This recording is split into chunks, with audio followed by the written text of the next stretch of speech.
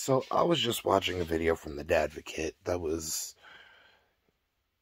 saying how, this woman was saying that, one of her exes from back when she was 16 is trying to reach out, so since she's got exes from way back when trying to reach out, clearly she's not the problem, Like, in other words, saying, like, clearly the other person is a problem because if I was the problem, there wouldn't be people reaching out trying to reconnect, Now, I want to go ahead and point something out.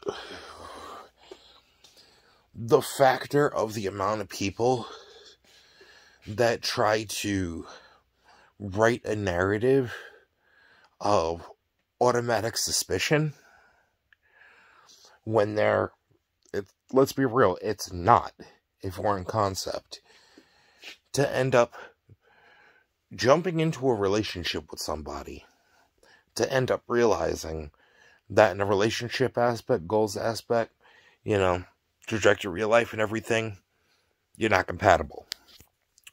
But ultimately, in the matter of, if you guys would have ended up being friends, that would have been more suitable, Especially when you have to go ahead and, understand everything that comes along with the person. So, that being said, I'm going to give an example in the circumstance, right? So, imagine that you spent years opening up to somebody, completely committed.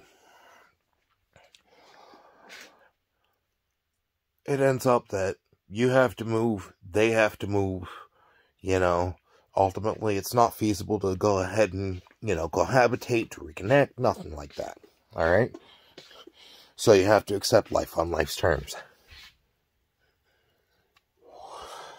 Now, the people around them ended up trying to make it a toxic circumstance and a toxic environment, and try to make it, being in each other's lives whatsoever, completely unfeasible. Alright? So, but you were their support system, and they were your support system through really difficult times. Like, I'm talking, like the circumstance, my example, they had a very controlling and demanding home life, kind of like the one that I deal with my family, not to mention that, but ultimately, a lot of attempting to get away from a lot of controlling, negative, toxic family members, same circumstances I was in, alright? After we had broken up, I had asked them for a while, especially because what they had clarified to me, their dream was to go ahead and go to school, to become a psychologist. So, ultimately, for me, I was like, hey, considering the issues that I deal with and everything, I know, that, things didn't work out. Well, I'm trying to work through what I need to kind of make the transition out of, years of emotionally relying on each other. Would you be able to help me kind of with that, transitioning out of the relationship? And they were willing to, Funny thing is, ended up using some pretty funny but fucked up coping skills. Like, for example, ending up using D&D as a, anger management tool. Going ahead and making video game characters and taking the aggression of, whatever feelings of feeling slighted that I end up having, so that way that I'm not actually hurting people, I'm just going ahead and taking my frustrations out on a video game character.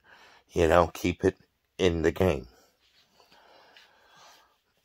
Well, ultimately, they had known too that at the time I was dealing with a lot of self-injury issues.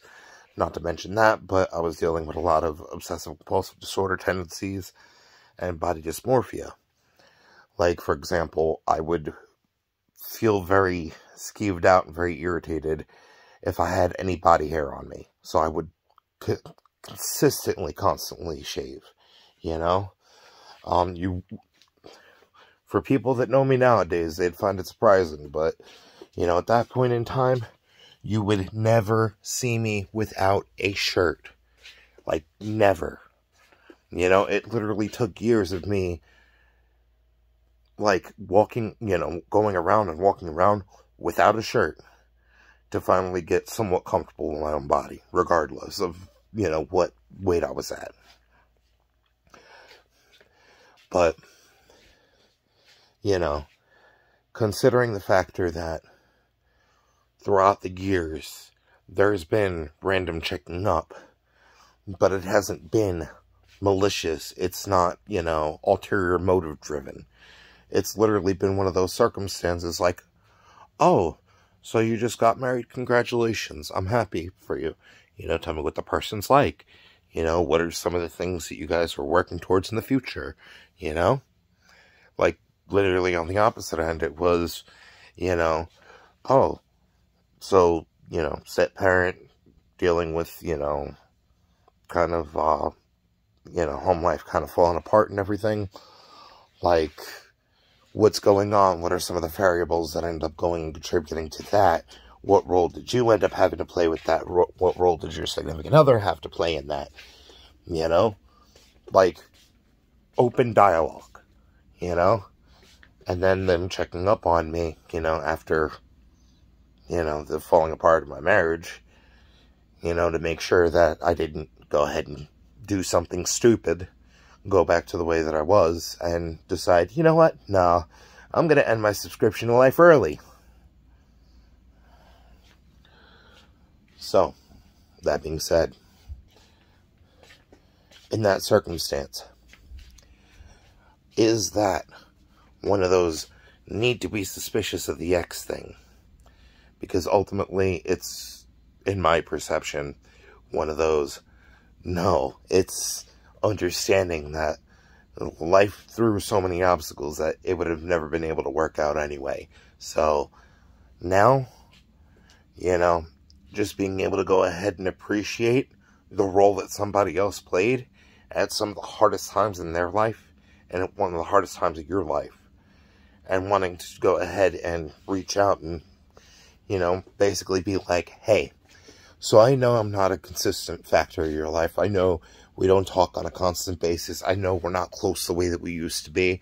I know that I'm not, you know, an emotional support for you the way that I was, you know, and a sounding board, you know, but me reaching out and going ahead and checking up on your well-being is my way of saying that throughout the years, regardless of the factor of the divide, of the distance, all of that, you know, you made a significant impact on my life in a positive way, to the point that I actually wanted to reach out and I wanted to communicate, because of the factor that ultimately, you know, the role that you ended up playing in my life, regardless of the factor that there was some really toxic and detrimental outside variables, as well as, you know, personal internal battles, you know, struggling with, recognize the factor that you ended up playing a vital role in my development as a human being, as well as a learning lesson that ultimately, if that learning lesson didn't happen, I would have no opportunity for a future that would have actually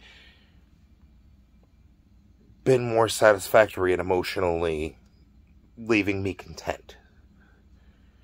It's possible to appreciate people on that level without automatically assuming that there's a romantic fucking backlog behind it. People really need and understand it's a case-by-case circumstance. So stop assuming that just because somebody played a role in one aspect of their life at one point in time, that automatically means that if they go ahead and re-enter, that they're re-entering with the motives of, no, I'm coming in to go ahead and try to attempt to reignite what could have potentially ended up, you know, igniting between us. No. Sometimes it's like, hey, I just want to make sure you still exist. You know? Your existence actually matters to me, regardless of the factor that with how long it's been, maybe it shouldn't matter to me as much as it does, but, you know, as a person, you're not as bad as people make you out to be.